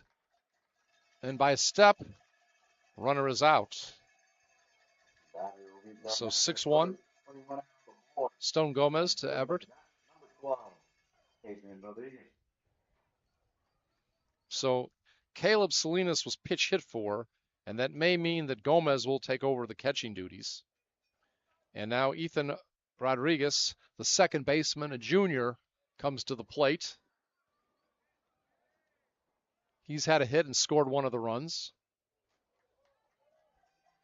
And we talked about how the bottom of their order hasn't done that well. Well, they actually have manufactured the 2 runs today. As a matter of fact, one of the guys that came in and scored and got a hit Barba, who will be up next. Jesus Barba didn't even play yesterday. So you never know. We were talking about that. You never know who's going to come up strong. It's not always your mighty hitters, the big average, the power hitters are going to come through. You just never know. That's what makes sports in general exciting. You never know who's going to step up and do well. Except Mahomes, right? The quarterback of Kansas City. Every time I watch him, especially in big games, he comes through. Or maybe Tom Brady. He's not really on the list anymore because he's retired, at least as of now. All right, that ball is popped up to second. A little pop out to second.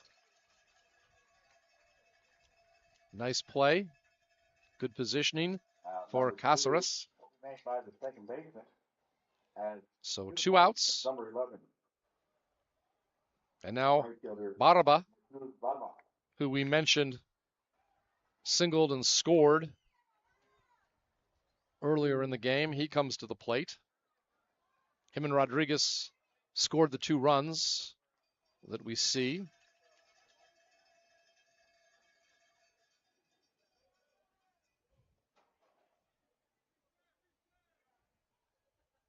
And back to the top of the order. Mikey Puros. 0-2 now the count for the batter.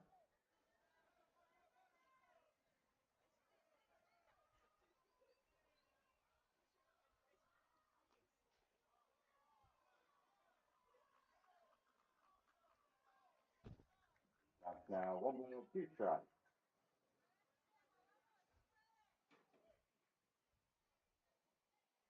1 ball and 2 strikes.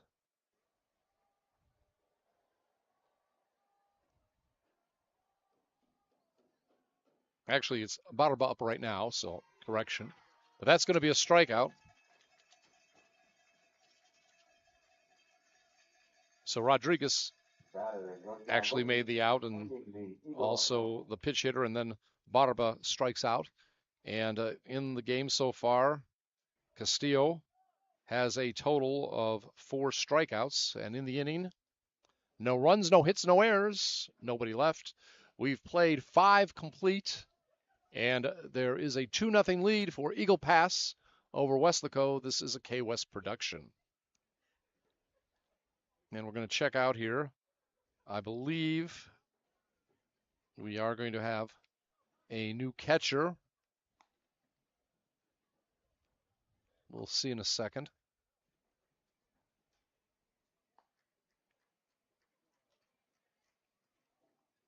Weslaco, of course. Time starting to run out for them, but you still got some good players coming up here. Getting to the heart of the order. Number 3 hitter Toby Perez will come up. Also Ryan Everett.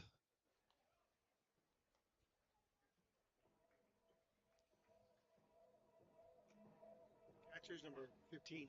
Thank you. After 5 innings of play, the So score remains. we do have we have found out who the catcher is.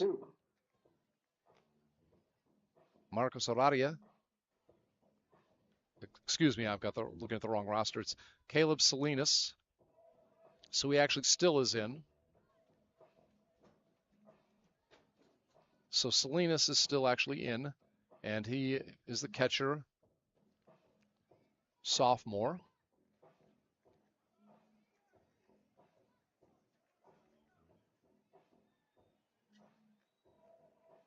So it's possible that actually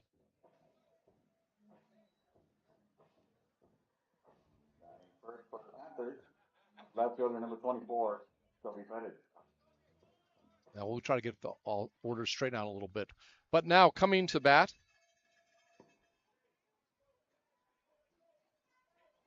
as we mentioned, number 24, Toby Perez. First pitch, grounded to third. Strong throw across the field. Out. 5-3. Batter will be thrown out at first, putting 1 out on the board and bringing to the plate, number 18. Third baseman showing a strong arm that time. Ryan Everett. Ryan Everett coming to the plate.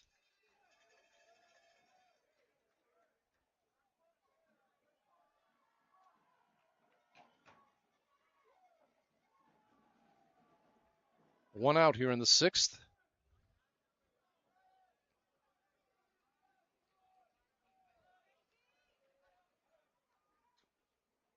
That's going to be a foul ball. You just see the size on Everett. Foul ball. You know he's got some power. 0-1. 0-1 the count.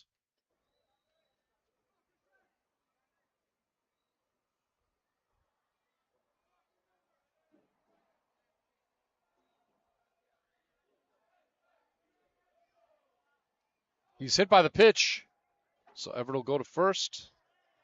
That would bring the tying run to the plate. Been several hit by pitches tonight. Batter will be struck by a pitch.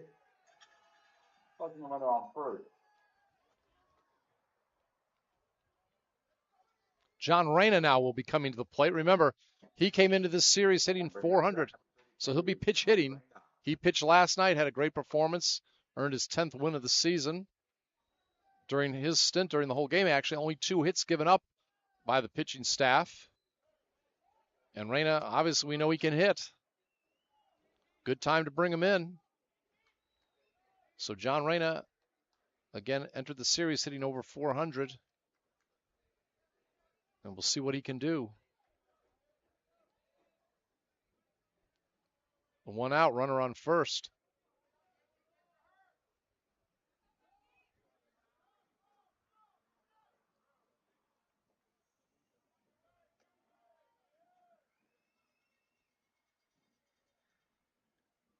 I believe he's pitching for Gael Verriel, who was the DH.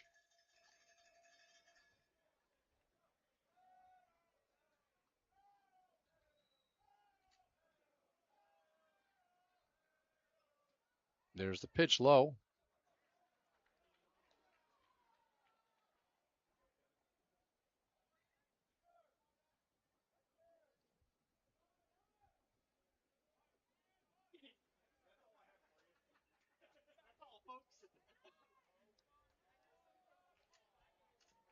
Make eyes. 1-1 the count for the batter. 1-1 the count.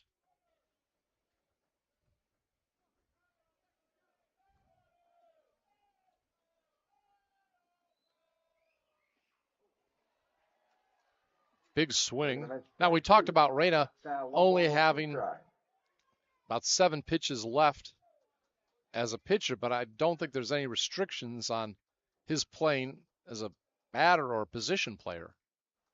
It's just what he can do yet as a pitcher. Another big swing. Swinging him as strike 3. And that's strike 3. That'll be good for out number 2. So that's 2 outs. Up to bat. Number 3. Ringo Perez. And we talked about Ringo Perez maybe getting dinged a little bit last night, but good news, he's still available as a pitch hitter. Not playing center field tonight, but at least able to play in the game. So you're bringing in all the guys you got on your bench that can hit now, because you know time is getting late. And you do have a runner on base. You want to try to make the most of it. 0-1 the count.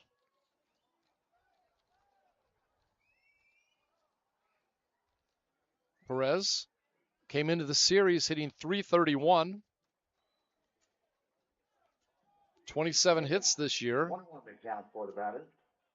That was close to second best on the team, I know, going into the series. Stone Gomez entered the series with 32. I think he's got about, 34, 35 now. So Ringo's been very effective this year. And that time, he is going to hit the ball in the gap between center and right, but it's just going to be a long single. So, runners on first and second.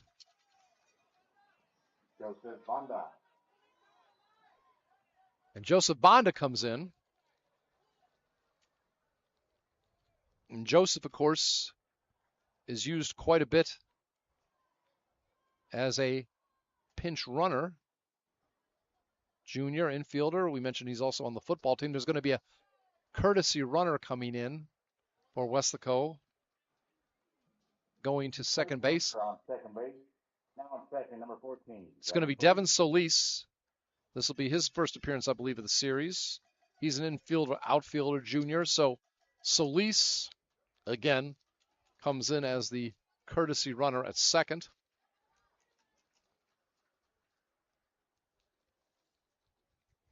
And see what he can do. Remember, Everett was hit by pitch. So he'll come in for Everett. And as we mentioned, Bonda at the plate. And he was a courtesy runner, but don't think he was at bat yesterday. He's hitting .333 in 27 games, 24 at bats, 11 runs, 8 hits, 2 RBIs, and 2 doubles. And of course, a lot of runs because, again, like we mentioned, plays a lot of games as a courtesy runner.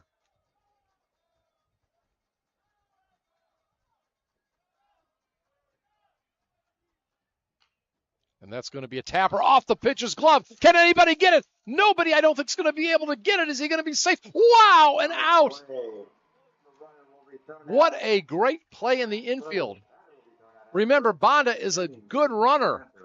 And I thought after the pitcher touched, I believe it was the shortstop that threw him out, 6-3. I thought for sure he would make it after it went off the pitcher's glove. But what a play is short to get Bonda, who again is a speedster.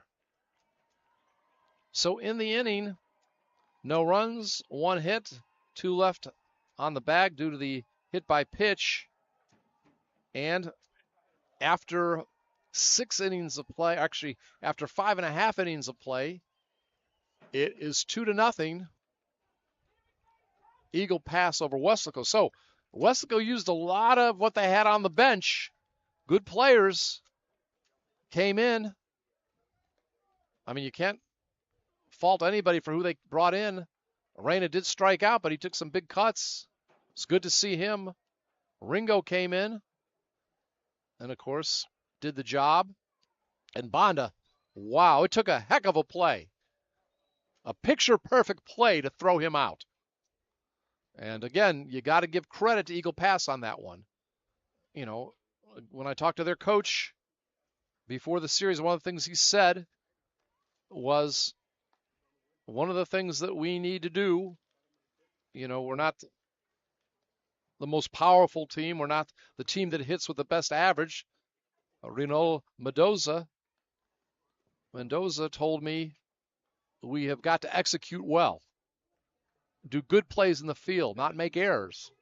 And there was an example just a moment ago.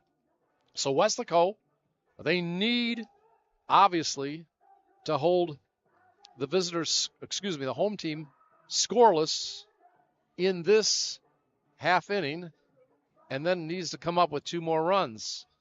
Well, at least some good news. We're in the bottom of the 5th. Weslaco won last night over La Jolla 1-0, and now they have scored their first run of the game. They also did that in the 5th inning yesterday, and of course that was the top of the 5th. It was at La Jolla, but they have no outs. I know they have at least a runner at second, and the game between the Lady Panthers and La Jolla is tied at 1-1. So maybe they can manufacture a run. Again, we talked about the fact when you have no outs, you got a runner at second, you can maybe sacrifice them to third, and what? You got a slap hitter coming up. We always talk about that. Maybe hit the ball past the infielder, and that's going to be off the pitcher's glove. And nice attempt to try to get the runner out, but it's going to be a single. So runner on first, no out. DJ Aranda coming up. Mickey Caporos, their top hitter, gets an infield single to start the bottom of the 6th. And DJ Aranda, the freshman who's in the lineup, is up to bat.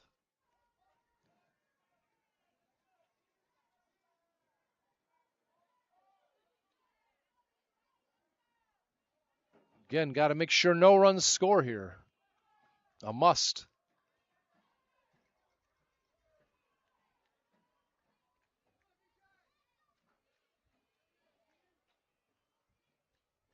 Diego Castillo going all the way.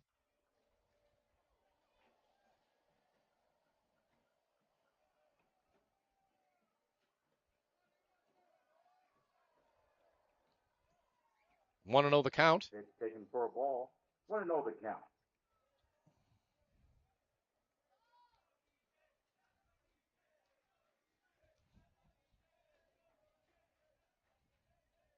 So we saw the Lady Panthers coming back. Later part of the game. Let's see if these young men can hold the Eagles scoreless. Count moves up to 2 balls, no strike. And the top of the 7th, the final regularly scheduled inning can come through. Catcher having a conversation right now with the pitcher. One note, if we do go to a deciding third game, it will be at 6 o'clock tomorrow. These last 2 games have started at 7, but make a note. Want to make sure all the Weslaco fans are out there. It will be at 6. Good crowd last night, even with the hot weather. I'm sure we'll see it again. One of the MVPs was obviously the concession stand people with the water for sale. And that is going to be 1-6. Out number 1 will be made at second. And a fielder's choice for the runner. Excuse me, the batter. As the batter arrives safely out first. And up to the plate comes So Aranda's at first. Capuros wiped out 1-6.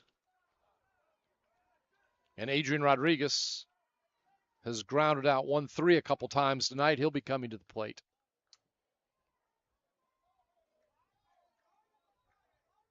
Remember, the top hitters are at the top of the order, as you might expect for this team, but it's been the bottom of the order that's done the job for Eagle Pass tonight.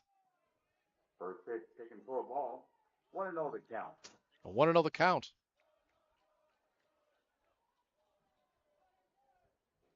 Again, at least the runner in scoring position didn't get the DP double play, but at least the runner that would have been in scoring position is out.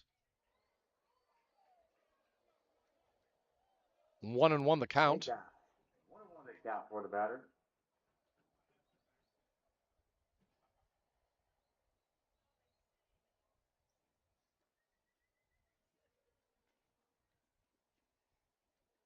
Everybody kind of on pins and needles, kind of quiet in here right now. People just hoping, if you're Weslaco fans, they come back. Eagle Pass hoping that they can hold on.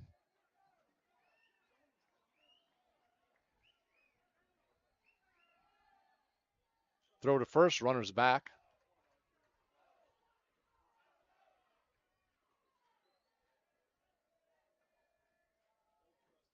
The Lady Panthers win tonight. That'll be the end of that series.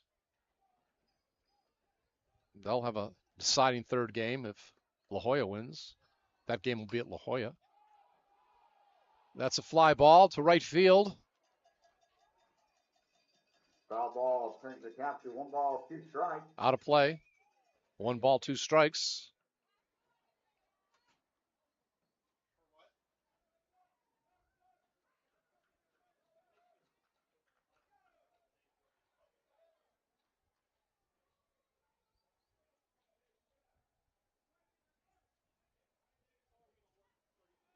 Main thing, just want to get this half inning over. I will say, talking to Coach Mendoza earlier this afternoon, he had a lot of confidence coming into this game. Confidence in his team, that they'd bounce back. Now a steal attempt, and ball comes loose. But was he out first? The stolen base. Good throw for sure. Some of the, even the Weslaco fans, though the runner made a second, they do recognize the nice arm on that play trying to get the out. As the batter will be struck out. So and up to the plate comes number 18, third baseman, Alex Plant. Aranda gets the second. By the way, Rodriguez struck out on that play.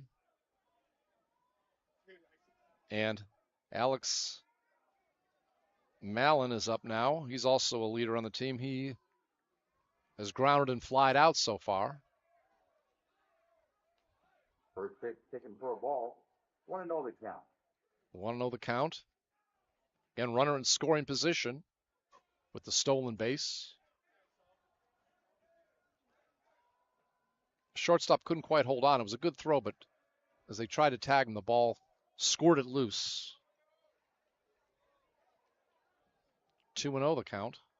Count now 2 balls, no strikes. Again, 2 outs. 1 more.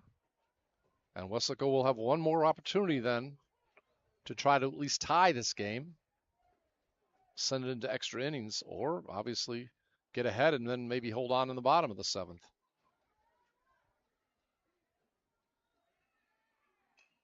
And that ball is going to be a grounder to short. Good throw. 6-3. And that retires the side. So in the inning, no runs, 1 hit, no errors, 1 left on base. We go now to the top of the 7th, and 2-0. Eagle Pass leading Weslaco in Game 2 of the area playoffs. This is a KWES production. Remember, Weslaco won 7-1 last night in Weslaco, trailing 2-0 now. And for there not to be a decisive third game, they need to come back and try to at least tie it in this bottom of the 7th if you're just tuning in. Diego Castillo went all the way. Be interested to see his statistics.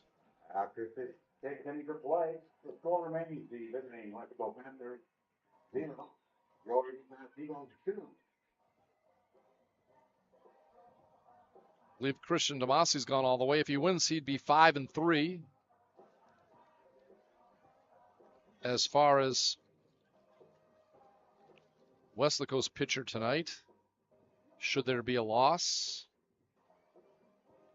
I believe he might also be 5-3. That would be correct.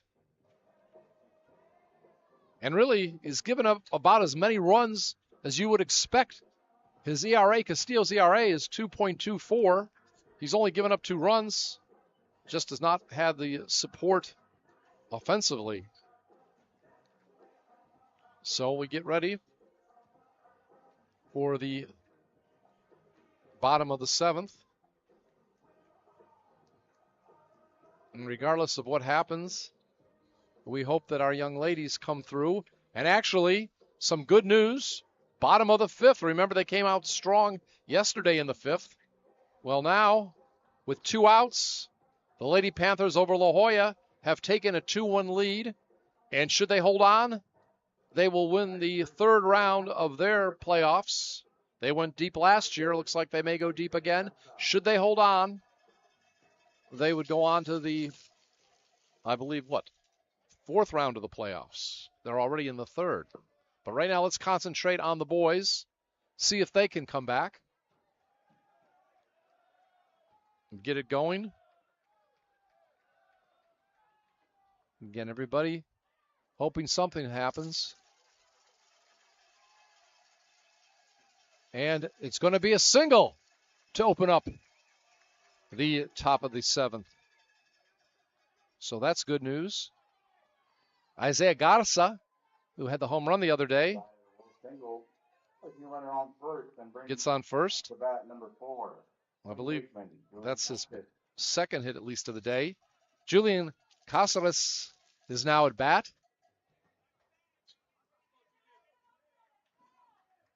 Casares has grounded out a couple times. So the tying run is at the plate.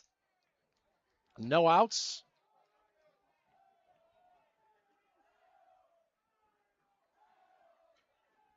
Look like there's some movement in the bullpen for the home team. Not sure if anybody's throwing yet or not, but I do see some walking around. 1-0 the count. 1-0 the count.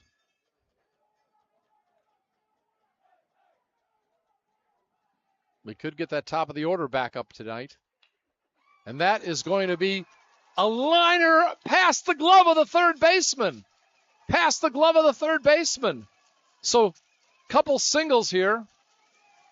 Back-to-back singles And now we have the lead run coming to the plate. First and second, no outs. And we're back to the top of the order. So you got Tony Quintero, Stone Gomez, and Toby Perez scheduled up. You couldn't have set things up better as far as what these young men have done for the season. And obviously, you can't fault the coach from coming out, Mendoza, to talk to his pitcher. You know you got the heart of the lineup as far as hitting. It's the top of the order, but these are the guys that have really come through this year, average-wise, hit-wise, home run-wise. The guys coming up have really done it for Weslaco. And, man, this is getting exciting. But you got to get the two guys in at least that are on base for the possibility of extra innings. And, of course, you'd rather just take the lead. And then, obviously, a big decision. Does Diego Castillo come in and try to close it out? But that's way down the line. And it's kind of appropriate. They're playing the final countdown, big hit for Europe, group called Europe in the 80s, which is about what it is. Final countdown to see if Weslaco can close out this series. Final countdown to see if the home team, Eagle Pass, can send it to a third game back in the Rio Grande Valley. Of course, I know Quintero has at least a couple, it's maybe three to this game. And again, trying to keep the runner close to second. No one was really covering, but the pitcher just trying to give him a message. I am keeping an eye on you.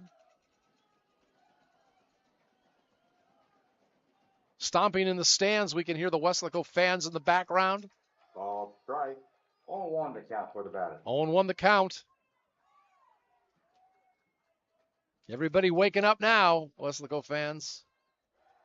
This is it. And that ball, fouled off. Counts now 0-2 for the batter. And this is what it's all about, folks. Quintero came into this series hitting over 360.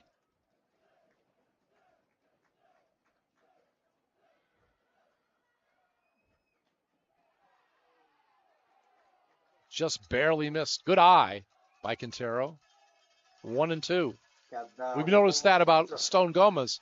We've talked about how on close pitches a lot of times he won't swing because he realizes it's a ball, but it's tough to do sometimes when it's right near the corner of the plate, either outside or inside. And that's definitely a ball. 2-2 the count. 2 balls, 2 strikes. Now the cowbells are really going. I'm not sure you can hear them in the background, but Weslaco ready. Fans ready to explode. Here's the pitch. Big swing. And that's going to be a strikeout. So give the pitcher credit on that one. That's out number 1. But Stone Gomez coming up. He's walked today. He's also struck out and grounded out short to first. So he's about ready. His dip below the 400 average he was at to begin the game, but still way up there average-wise. This is the man you want up in the clutch. Big swing. I don't know if they're curves or change-ups, but there's been a lot of pitches that this young man's thrown today that's fooled our batters. I remember that happened with Reyna.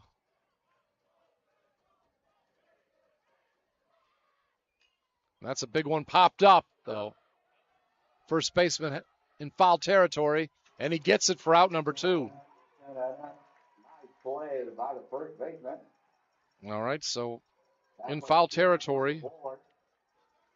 Nice job done for the catch. That was by Mauricio. And one more chance here. Two outs. Toby Perez up.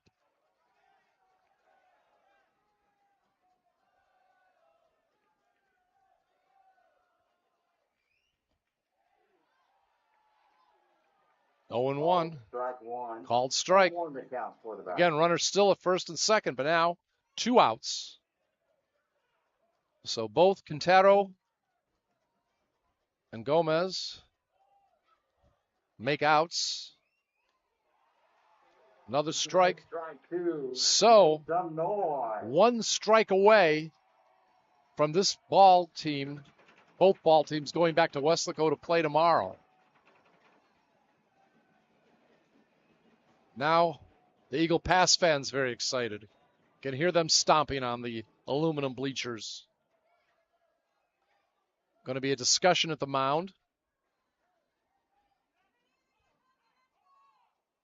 Again, if they hold on, Eagle Pass, both pitchers go the distance. Both Diego Castillo and also Christian Damasi will be 5-3 on the season. Wonder if Christian has anything left to go tomorrow. We'll try to find all that out before the game, if Eagle Pass holds on. And that's a fly ball. Shortstop gets it, and that's the ball game. So in the inning, no runs, 2 hits, no errors. We have 2 left on base, and it is now over 2-0 in this area game. 36A is Eagle Pass. 32-6A is our Weslaco Panthers. Panthers now 24-9-1 on the season. As far as Eagle Pass, they are 15-17-2. And the deciding game is going to be tomorrow, 6 o'clock on KWES. And we'll have all the action from Weslaco. Of course, now we invite everyone to tune over to the girls' softball game. Still got a couple innings left. Weslaco leading. And again, we wish them the best of luck. But again, we want to thank Val Zamora, our videographer, doing a great job tonight. Also, Adrian De Leon streaming and supplying us scores from the girls' game. But again, we are done here tonight in Eagle Pass, heading back the 5 hours to Weslaco for some more baseball tomorrow, the deciding game to see who goes to the 3rd round of the playoffs. Once more, it is Weslaco losing tonight 2-0 to Eagle Pass in the area round, 2nd round of the playoffs. Everybody heading back to Weslaco, we hope you all drive safely, including the Eagle Pass fans coming down tomorrow to cheer on their team. We'll talk to you tomorrow at 6 o'clock. This has been a KWES production. Good night, everybody.